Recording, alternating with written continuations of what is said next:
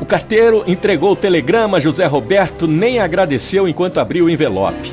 Uma profunda ruga franzia-lhe a testa. Uma expressão mais de surpresa do que de dor tomou-lhe. As palavras breves diziam: seu pai faleceu, enterro 18 horas. Mamãe. Apenas isso. José Roberto continuou parado, olhando para o vazio. Nenhuma lágrima veio dos seus olhos, nem um aperto no coração, nada. Era como se houvesse morrido um estranho. Por que nada sentia pela morte do seu velho pai, hein? Sabe, com um turbilhão de pensamentos, confundiu.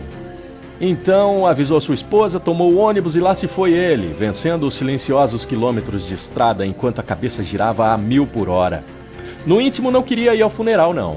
Não, ele estava indo apenas para sua mãe não ficar amargurada pegando no pé dele. Ela sabia que pai e filho não se davam bem. A coisa havia chegado ao final, o dia em que, depois de uma grande chuva de acusações, José Roberto fez as malas, partindo, prometendo nunca mais botar os pés naquela casa. Sabe, um emprego razoável, casamento, telefonemas para a mãe lá no Natal, Ano Novo ou Páscoa. Ele havia se desligado da família, não pensava no pai, e a última coisa na vida que ele desejava era ser parecido com o pai. No velório, poucas pessoas.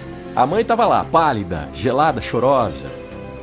Quando reviu o filho, lágrimas correram silenciosas. Foi um abraço desesperadamente silencioso entre os dois. Depois ele viu o corpo sereno, envolto em um lençol de rosas vermelhas, como as que o pai gostava de cultivar. José Roberto não verteu uma lágrima sequer, o coração não pedia. Era como se estivesse diante de um desconhecido, de um estranho. Ele ficou em casa com a mãe até a noite. Depois beijou-a, prometeu que voltaria trazendo netos e esposa para conhecê-la. Agora ele podia voltar para casa porque aquele que não amava não estava mais lá para dar-lhe conselhos ácidos e nem para criticá-lo. Na hora da despedida, a mãe colocou-lhe um pequeno e retangular presente na mão. Há mais tempo você deveria ter recebido isso, disse a mãe. Mas infelizmente, só depois que ele se foi eu encontrei entre os guardados mais importantes. Foi um gesto mecânico que minutos depois de começar a viagem, ele meteu a mão no bolso e sentiu o presente. Uma pequena caderneta de capa vermelha. Abriu todo curioso. Páginas amareladas. Na primeira no alto, reconheceu a caligrafia firme do pai. Nasceu hoje José Roberto. Quase 4 quilos. Meu primeiro filho. Um garotão. Tô todo orgulhoso de seu pai, daquele que será a minha continuação na terra. À medida que folheava, devorando cada anotação, senti um aperto na boca do estômago, misturada com dor, perplexidade, pois as imagens do passado ressurgiam firmes, todas atrevidas, como se acabassem de acontecer. Hoje meu filho foi para a escola. Tá um homenzinho. Quando vi ele de uniforme, fiquei emocionado e desejei-lhe um futuro cheio de sabedoria. A vida dele será bem diferente da minha.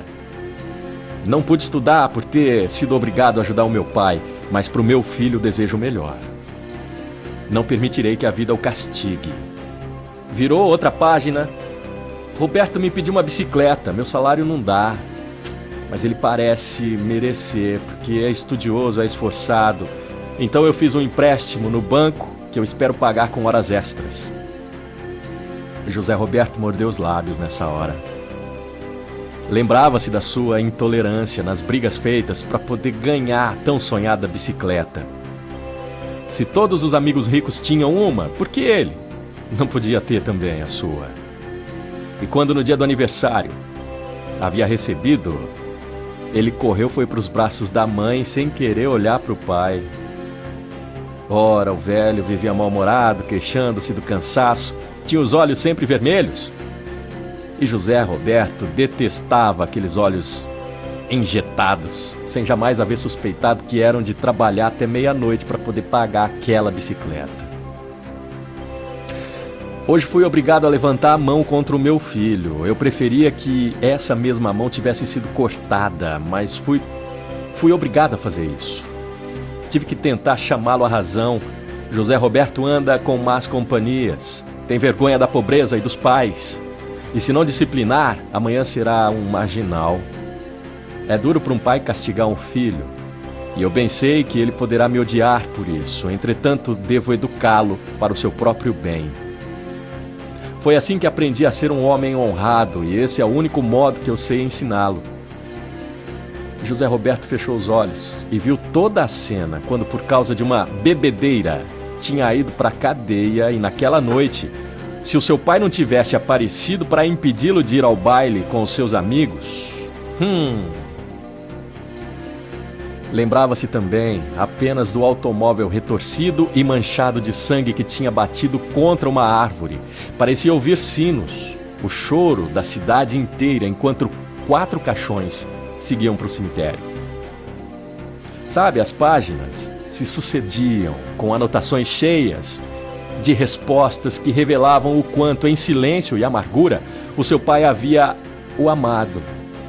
O velho escrevia de madrugada, momento da solidão, num grito de silêncio, porque era desse jeito que ele era. Ninguém havia ensinado ele a chorar, a dividir suas dores. O mundo esperava que fosse durão, para que não o julgassem nem fraco, nem covarde. E, no entanto, agora José Roberto estava tendo a prova que debaixo daquela fachada de fortaleza havia um coração tão tenro, tão cheio de amor como ele nunca tinha imaginado. A última página, aquela do dia em que ele havia partido, estava escrito: Deus, o que fiz de errado para o meu filho me odiar tanto? Por que sou considerado culpado se nada fiz? Se eu não tentar transformá-lo em um homem de bem, quem fará isso? Meu Deus, não permita que essa injustiça me atormente para sempre. Que um dia ele possa me compreender e perdoar por eu não ter sabido ser o pai que ele merecia ter. Depois não havia mais anotações nenhuma. Só as folhas em branco davam a ideia de que o pai tinha morrido naquele momento. José Roberto fechou depressa aquela caderneta. O peito doía, o coração parecia haver crescido tanto que lutava para escapar pela boca, sabe? Ele nem viu o ônibus entrar na rodoviária. Levantou aflito e saiu quase correndo, porque precisava de ar puro para respirar. A aurora rompia o céu e mais um dia começava. Já era madrugada, manhã. Honre seu pai para que os dias de sua velhice sejam tranquilos. Certa vez ele tinha ouvido essa frase e jamais havia refletido na profundidade que ela continha. Em sua egocêntrica cegueira de adolescência, jamais havia parado para pensar em verdades mais profundas. Sabe, para ele, Zé Roberto, os pais eram descartáveis e sem valor, como as embalagens, que são atiradas ao lixo. Afinal, naqueles dias de pouca reflexão, tudo era juventude, saúde, beleza, música, cor, alegria, despreocupação. Não era ele um semideus?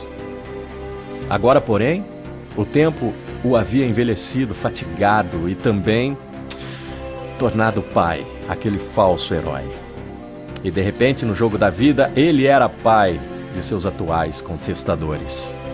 Como não havia pensado nisso antes, hein? Certamente por não ter tempo, pois andava muito ocupado com os negócios, a luta pela sobrevivência, a sede de passar fins de semana longe da cidade grande, a vontade de mergulhar no silêncio sem precisar dialogar com os filhos.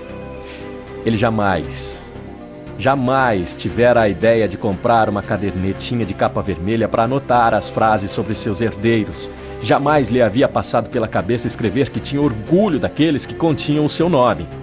Justamente ele, que se considerava mais completo, o melhor pai da terra. Se Deus me mandasse escolher, eu juro que eu não queria ter tido outro pai que não fosse o meu velho, sabe?